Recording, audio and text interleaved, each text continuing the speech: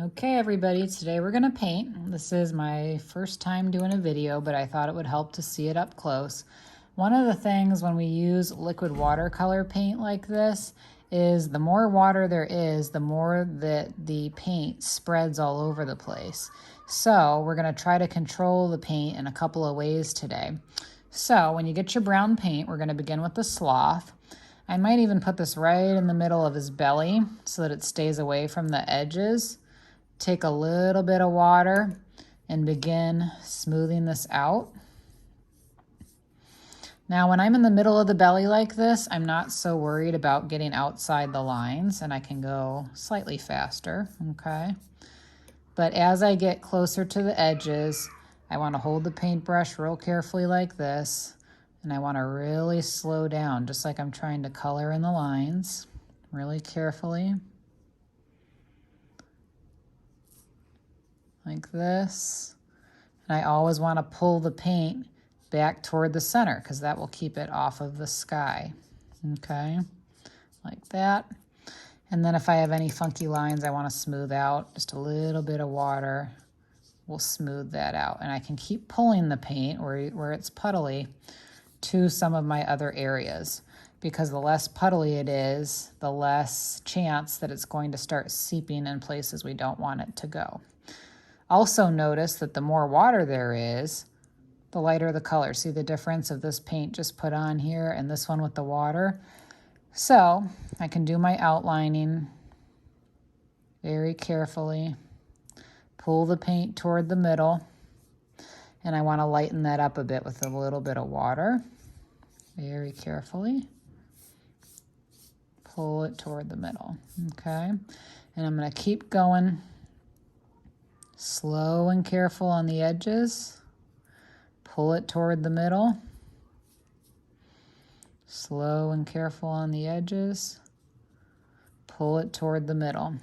And a little bit of water can blend what I just did there, okay? If you ever get way too much water, blot it on a towel. But very carefully, we are going to complete the Sloth. Slow and steady hand, pull it toward the middle, pull it toward the middle. Carefully outline. Notice I'm holding it so close up here. I'm not holding it all the way down here. Just like you would grip a pencil, you have so much more control. A little bit of water, bring that toward the middle. Watercolor is supposed to be a little bit translucent, which means just a little bit see-through. It shouldn't be too terribly thick, okay? You're gonna work your way around the paper and fill in the whole Sloth, bringing the paint toward the middle. Slow down on the edge, bring the paint toward the middle, okay? And so far I'm staying in the lines just like a coloring book, nice and neat, okay? Now, you're going to continue to do the whole thing. Part of the face right here where I'm pointing, where the nose is, we're going to have that be a whole lot lighter, and we're not going to paint it today, because if I were to paint that lighter today right next to this wet paint, it would all blend together, because wet paint next to wet paint will blend. But I do know that the eye patches, I do want a little bit darker. And I'm going to just put the tip of my brush in. I'm going to very carefully outline the eye. And the smaller the space, the more I really need to concentrate and slow down so that my hand is steady. And then fill in the area. I probably don't need very much water at all on the eyes. It's such a small space. I'm going to fill this in, and just that teeny dot I just put can paint the entire area like that. Sometimes I also find it helpful to turn my paper when I'm painted this so that I can reach another area without dripping. So oftentimes I do this kind of thing. And I turn it, because now when I'm working in this area, I won't be too worried about dripping where I don't want it to go. I can go a little faster in a large spot like his bottom. And I'm going to slow down, holding this like a pencil on the edge. Always bringing the paint towards the center. Okay.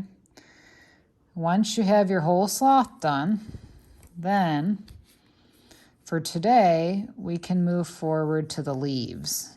I'll talk about that in just a second. It's always a good idea to never have two things painted right at the same time that are beside each other. For example, the sloth and the sky, or the sloth and the vine or the branch, because when we have two things that are wet, the paint runs into each other and it's very hard to control it. You guys did so good on your drawings that we want a nice, neat painting job, okay? Like so. The more water I have, the lighter that's going to look. And if I want it darker, I need to add a bit more paint to darken it up. Very carefully fill it in. Now, before you do any leaves, you're going to want to do a really good rinsing on your paintbrush. Get it nice and clean. Okay. Rinse, rinse, rinse. If your water's really yucky, it wouldn't even hurt to go rinse it over in the sink. And I've given you today some green and some yellow because we can do a little bit of color mixing and come up with a variety of different types of green, different shades of green. I might use the plain green to fill in some areas. Notice how I'm holding this like a pencil again, okay? I have so much more control with my hand when I do that. Slowly and carefully fill things in. These little dots are a tropical flower, and so tomorrow I think I'm going to add pink or purple or something like that. Now I'm ready to turn this so that I don't reach and drip where I don't want it to drip. So I'm going to turn my paper. You can make a much brighter green, friends. Rinse your paintbrush. Maybe take a little bit of this yellow over here. And just a dab of the green, because the more yellow that's in there, the brighter it's going to be, almost like a lime green. And you can experiment with that. And when your artwork has variety, that everything is not all same old, it's exciting to look at that way. The more yellow, the brighter it'll be. And I outlined, and I'm carefully bringing this toward the middle. If it's too yellow, you can add just a little bit more green, maybe a tad water. And then that's looking a little bit better to me. Fill that in like that. Slow on the edges, bring it toward the middle. And you can also even experiment, if you like, with putting a little bit of a different kind of green on top. And in this case, if that spreads a little bit, that doesn't bother me too much because it's on the leaf. You don't have to do that, but you might want to. And in fact, I might even use a little water and just kind of soften it a little bit, leaving some dark and some light. That's up to you. Rinse, rinse, rinse. Turn the paper. And I can work on another area of the leaf. So today, friends, our goal is to try to get the leaves done and the sloth done for sure, leaving the sky and the flowers for tomorrow. Notice there are not enormous puddles on this. This is also helping to control the paint.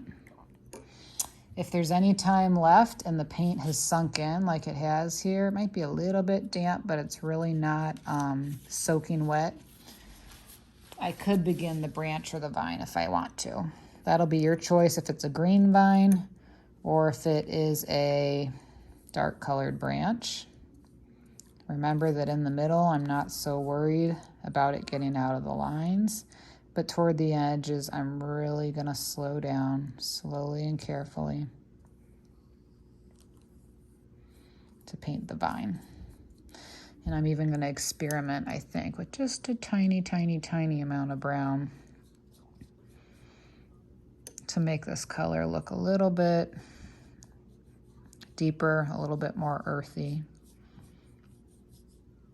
And you can decide, do you want it plain brown? Do you want it plain green, light or dark? Or do you want to sort of mix this like mine? Okay. Slow down around the paws. And if the painting doesn't get done in one day, we will save it and we can continue tomorrow. So we never want to rush. Turn the paper and continue your vine. For today, that's all we're going to do, friends.